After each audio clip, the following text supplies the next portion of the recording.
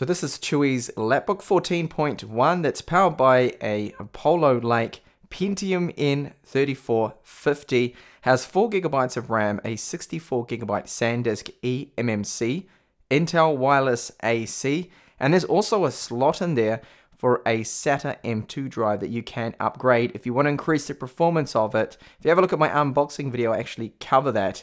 So their second notebook from them, and so far it is their best attempt yet. So the build is all plastic. It's made out of a quality plastic though, very good fit and finish, and there's no rough edges or anything like that. It's sort of like an ABS style plastic. Now the hinge on it feels good, nice and strong, and the screen is also quite sturdy, the frame around it. Now you will notice that we have smaller bezels on this model compared to the 15.6-inch model, which also had one bezel that wasn't even the same dimension, the same width as the other on the right. Here it's equal widths, looks good. The screen's 1080p. It's an IPS panel with a maximum of 235 lumens of brightness that I measured, which is sufficient for indoor use, and because it has an anti-glare coating on there, I find it to be really good, and you can even use this in really well-lit environments and still make out what is on the screen, even in sunlight.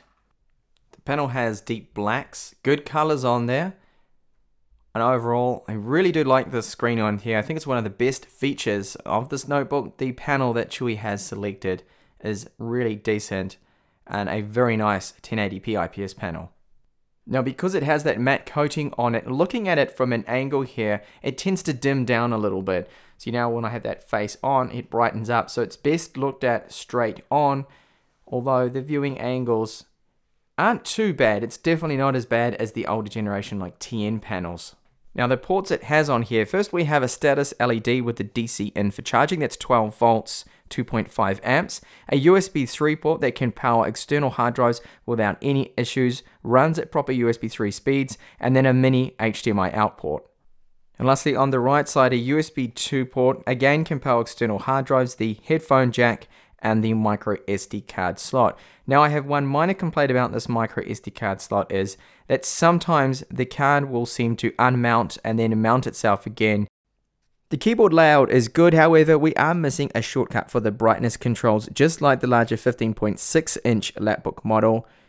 And here you'll see power button, not the best placement. I haven't actually hit the power button yet when using it, but I do have to sometimes look for the delete button, which I often feel should be here next to the power, but that's probably why Chuwi decided to move it below the backspace so you don't accidentally hit power. A tiny bit of flex there, but overall it's quite rigid, and I don't find bounce or flex to be a problem with this keyboard. Now the keys, they have a very good travel of 2.2 millimeters. Now the touchpad has a good size for a 14.1-inch notebook here, and I've noticed that it has reasonably good accuracy. I don't mind using this touchpad. I do feel it's one of the better ones I have seen on a budget notebook. Of course, it doesn't compete against expensive laptops out there that have really nice touchpads with glass on top of them, but I do find it to be very good. It incorporates left and right mouse buttons, supports gestures, and overall, not that bad. It's definitely quite usable. Now the lid, when closed, feels quite firm. I don't think it's going to be an issue having the screen come in contact with the keyboard with this notebook. Webcam it has is a 2 megapixel unit, and it can only record in 480p resolution. Some kind of bug, I think, with Windows 10 camera app. It should actually support 720p, 30 frames per second. As a result, it's only 480p, it looks a little bit pixelated, blocky, not the greatest webcam quality. So the microphone's location is located just above the keyboard here. I don't particularly like this position. I wish it was next to the webcam. As a result, it will pick up noise from the keyboard if you are typing away and talking to someone on Skype at the same time. Then they will hear the feedback of those keys. It has two downward firing speakers just below the palm rest, either side here. I don't particularly like downward firing speakers. They have some volume to them, but overall they sound a little flat and don't have really any bass. But let's have a listen to them.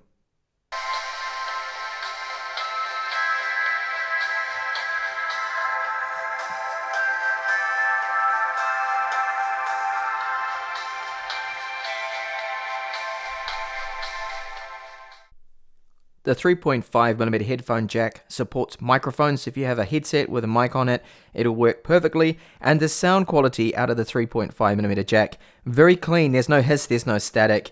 And it's reasonably loud, not bad at all. Now it comes with Windows 10 Home.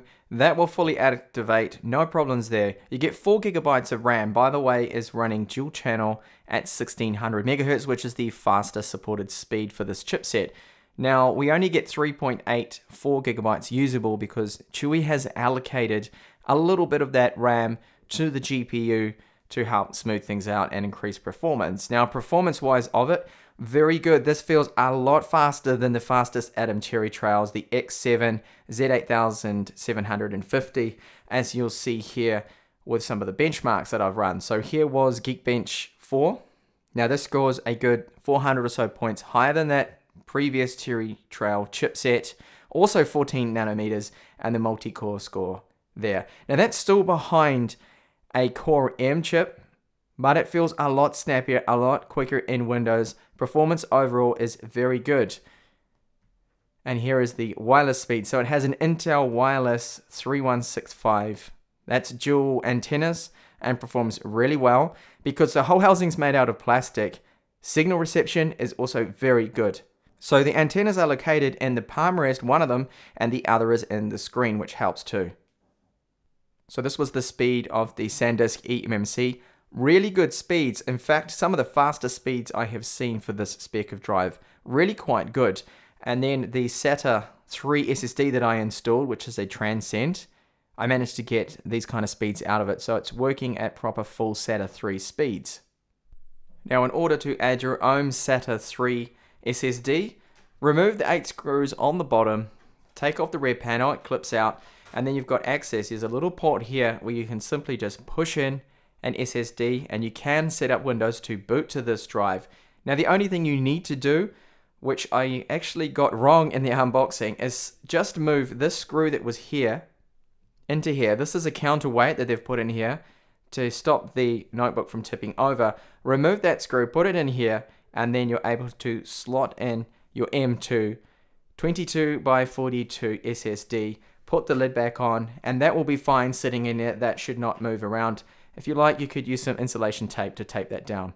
But really good to have this option here, which we can remove and speed up the whole notebook and increase your storage capacity, of course. So here I'm just doing a quick test of streaming 4K in YouTube. And I've enabled the stats, and you can see that Chrome still handles 4K like a dog.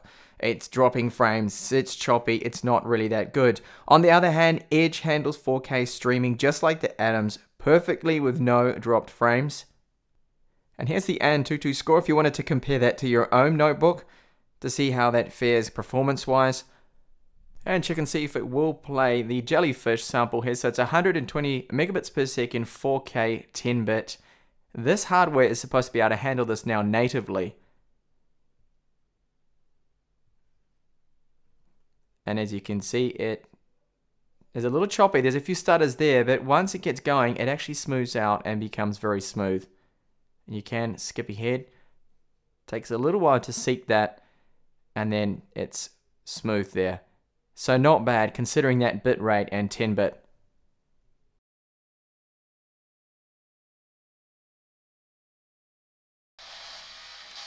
So now onto a bit of gaming. This is Asphalt Extreme running in 1080p.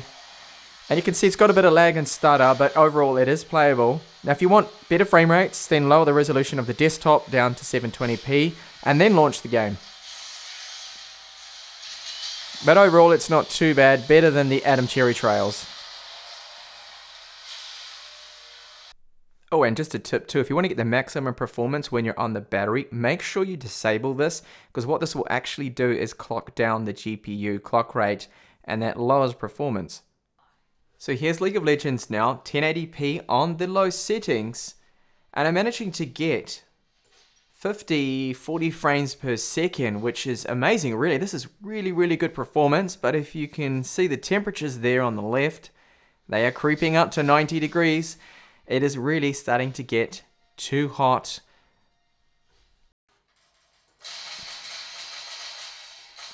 Now here's Counter-Strike.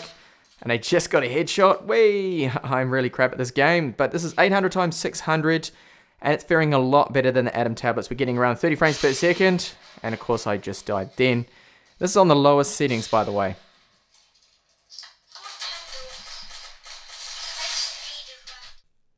So some crazy high temperatures here after gaming and pushing it really, really hard.